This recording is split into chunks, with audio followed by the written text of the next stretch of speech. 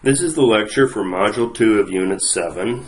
In this module we introduce galvanic cells, cell diagrams, and reinforce the connection between electrochemistry and thermodynamics by introducing the Nernst equation.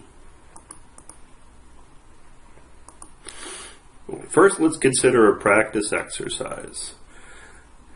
We looked at the electrolysis of water in the last lecture. What is the standard cell potential?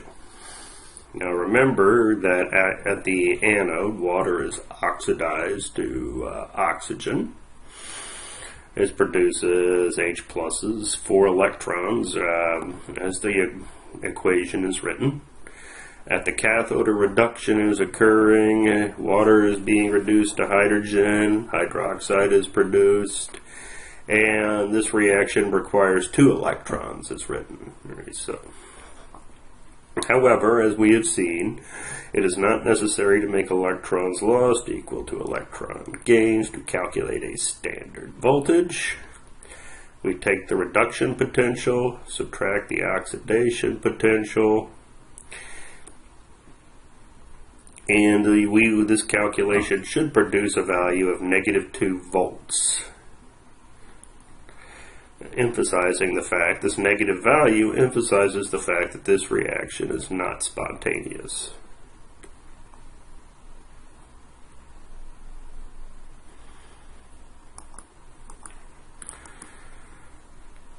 Now let's consider galvanic, or sometimes called voltaic cells. These are electrochemical cells with a spontaneous overall reaction. For example, silver's reaction with copper to produce copper in solid silver is a spontaneous reaction. If you calculate or look at the cell potentials for this reaction, the copper reaction, which is going to be the oxidation, has a potential of 0.34. The reduction has a value of 0.7996. Again, well, what you will see when you look at tables is that both of these reactions are reductions. You will need to realize that silver is being reduced and copper is being oxidized. The standard cell potential for this reaction is written, again, no correction to make electrons gained equal electrons lost. 0.46 volts, positive value. Positive value shows that this is spontaneous, and if you constructed a Sander cell, it would supply 0.46 volts. So this system, or this reaction, could be used to build a battery, an expensive battery involving silver, but a battery nevertheless.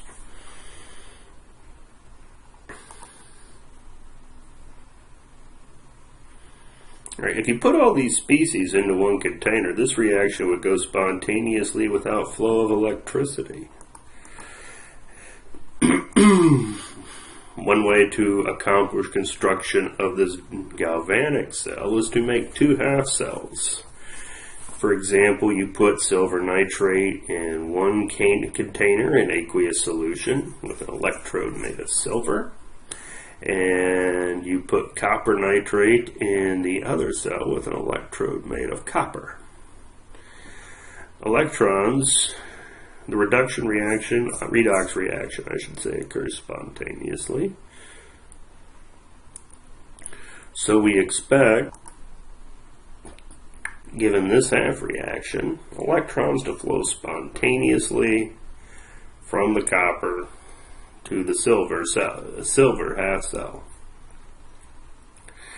To preserve electrical neutrality and stabilize this galvanic cell, it is necessary to include a quote-unquote salt bridge, typically of an inert material such as potassium nitrate, in a tube.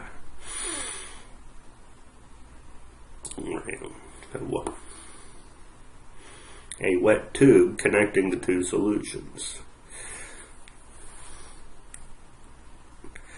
As silver is reduced here, the number of positive charges in this cell decreases, but that can be balanced by potassium ions coming out of the salt bridge. bridge this way, and likewise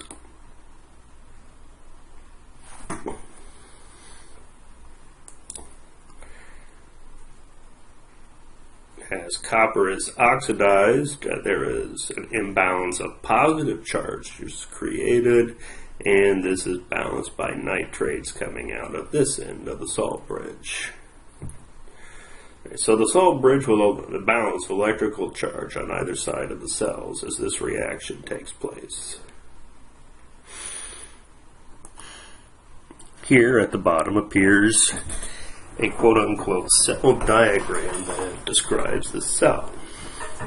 The cell diagram begins with the anode or oxidation on the left, and one looks to the right to see what the reduction occurs on the right. Phases, one starts with the electrode if possible, as far to the left as possible. Phases are separated by vertical lines marking phase boundaries. So in the anode we have solid copper and copper anion and a vertical line separating them. Then a double line to show the other electrochemical separation between this electrochemical cell and the next.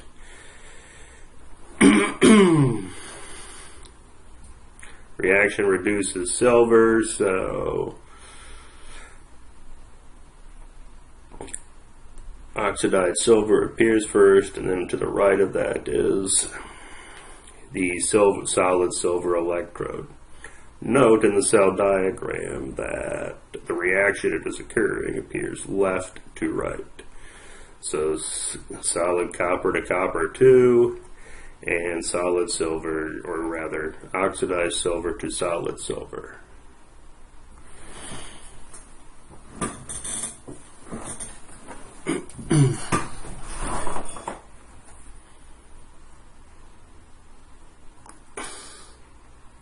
Here we see a picture of a zinc-copper electrochemical cell. Zinc, zinc 2, copper 2, and copper. Again, we see a salt bridge. You may, if you are question the direction of spontaneity or the direction of the flow of electrons, you should be able to determine from tables that the standard cell potential is positive 1.1 when copper is getting reduced and zinc is getting oxidized. In other words, calculating the standard cell will tell you that this direction is the direction of flow of the electrons. Alright, since then this is the anode in this particular cell, it appears on the left with the zinc electrode farthest to the left. And then we see the zinc cations, which, since this is a standard cell, this diagram notes the concentration of 1 mole. Then have the symbol for the salt bridge.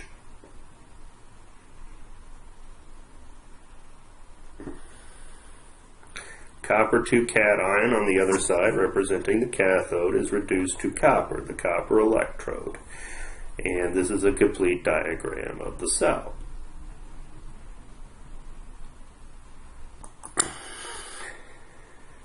Here we have cell notation or cell diagram for the copper chloride electrolytic cell described in the first lecture. Remember that chloride is getting oxidized to chloride gas, electrons are flowing to the cathode where copper ions are being reduced to solid copper. The electrodes are made of carbon, so we begin with a carbon electrode on the left-hand side, which is solid. Then we have the chloride, which is getting oxidized to chlorine gas. We show a phase boundary because these exist as 2 distinct phases. Allow me to correct that error. It's very important. Since we don't have a salt bridge in this cell, we just have one vertical line separating the chlorine, which is the product of the anode reaction, from the reactant, of the cathode reaction, which is the aqueous copper. Then we see solid copper, which is the product of the cathode reaction, and then a vertical line to separate it from the carbon electrode. Okay, we have seen, let's move on to cell potential, spontaneity, and redox reactions, that the standard cell potential is greater than 0 for a spontaneous reaction. Note, you will see in your text, all potentials, always written as reductions, potentials, are relative to the reduction of protons to H2 gas. This particular reaction has been set to 0 volts, and all other standard cell potentials have been obtained by measurements relative to this standard. You can use, since these potentials indicate ease of oxidation or readiness of oxidation, the greater E cell, the more ready oxidation, you can use cell potentials to predict what reaction will occur, even in non-electrochemistry circumstances. You can predict what reaction will occur.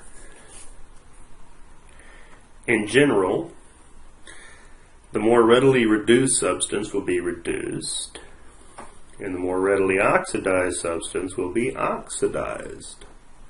In other words, the larger E cell, the species with larger E cell will be reduced, and the species with smaller E cell will be oxidized. This will produce a spontaneous reaction, and hence you should predict that this will occur. Now, for example, you have already done this for a system in which zinc, anion and neutral, and cation and neutral, and copper cations and neutral copper were present. And the example you looked at earlier in this lecture, you had two half cells connecting the zinc and zinc ions to the copper and copper ions. In the you were able to use standard cell potentials to calculate in the spontaneous reaction, copper is reduced. In other words, predicting redox reaction by comparing cell potentials is essentially the same as predicting the electron flow will be in this direction with positive E cell as opposed to the opposite direction with the negative E cell. Here's another brief example of this type of thinking. Suppose we have an aqueous solution with chromium ions, solid chromium, manganese, and manganese ions all available. What reaction will occur? Well, the reduction of chromium has a standard cell potential of negative 0.74.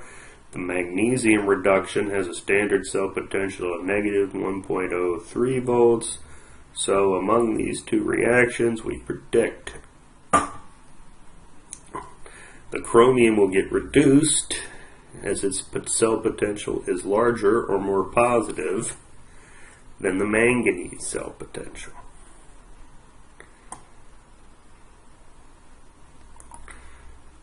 Alright, finally at this point, let us show the connection between thermodynamics and electrochemistry by introducing the Nernst equation. It can be shown, as has been discussed earlier in this unit, that a cell potential, or a voltage, when multiplied by a number of electrons passing through that potential, in other words, you could take moles of electrons and multiply it by the Faraday constant, produces an energy which is equal to the free energy change for the reaction of that cell. In other words, we have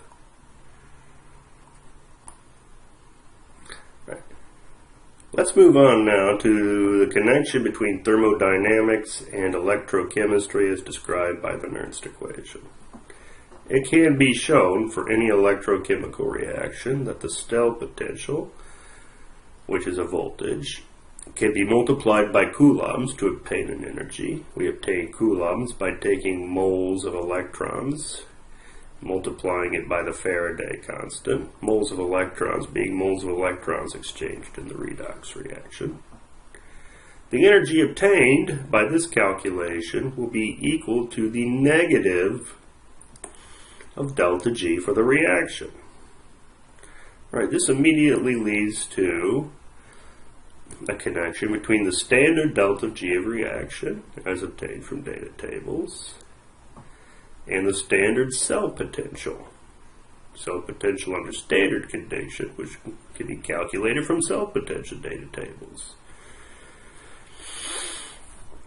Notice a positive cell potential spontaneous reaction will give a negative delta G, also indicating a spontaneous reaction. This relation, in particular, can be used to calculate delta G's, for one. It can be rearranged to calculate equilibrium constants from standard cell potentials. In other words, if you can calculate a standard delta G from a standard cell potential, because delta G is related to the equilibrium constant, you have an equation which allows you to calculate an equilibrium constant from a standard cell potential. E cell equals RT over NF natural log Kc, where R is gas constant in joules units, T is temperature in Kelvin. You could convert this expression involving natural logs to one involving base 10 logs at 25 Celsius. Then the standard cell potential is equal to 0.0592 volts over N times the base 10 log of the equilibrium constant.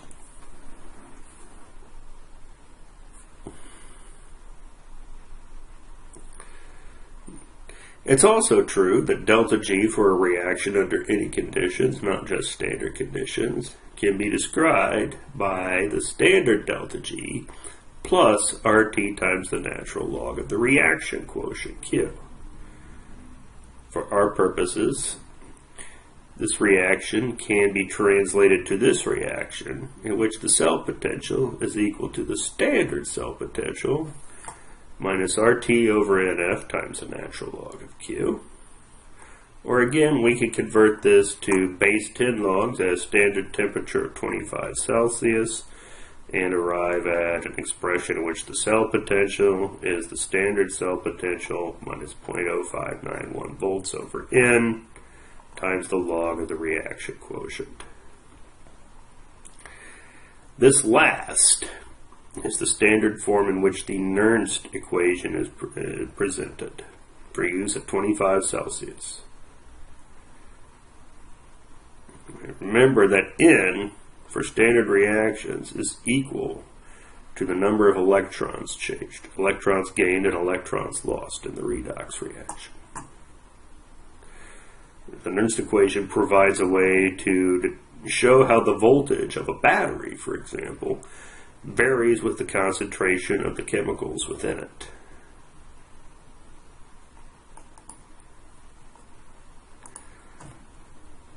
Let's consider an example of a silver copper cell. Silver reduced, copper oxidized. Standard cell potential for this reaction is 0.46 volts, suggesting a spontaneous reaction.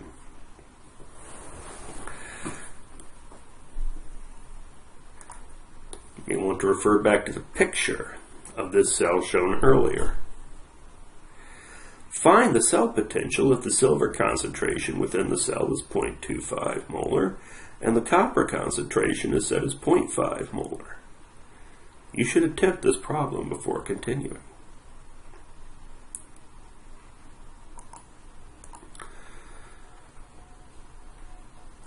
Alright.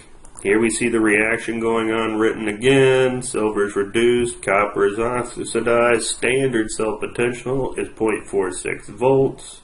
What we want to do is calculate the potential under the conditions described. First, it's necessary to identify, well, we use a balanced redox reaction to identify the number of electrons exchanged is 2. So a 2 will appear here. And then we will have the log of Q. And since Q will show only solutes, log of Q puts aqueous copper in the numerator. Well, Q appears as an expression with aqueous copper in the numerator, and, pardon me while I correct an error, copper concentration appears in the numerator, concentration of silver squared in the denominator. Note coefficient of silver in the balanced equation. 0.0592 is divided by 2 to produce 0.0296 volts. Units of our answer will be volts. This is multiplied by the log of 0.5 over 0.250 squared. If you check, you will see we are taking the base 10 log of 8 to arrive at our answer, which means the voltage of the cell under these actual conditions is predicted to be 0.43 volts.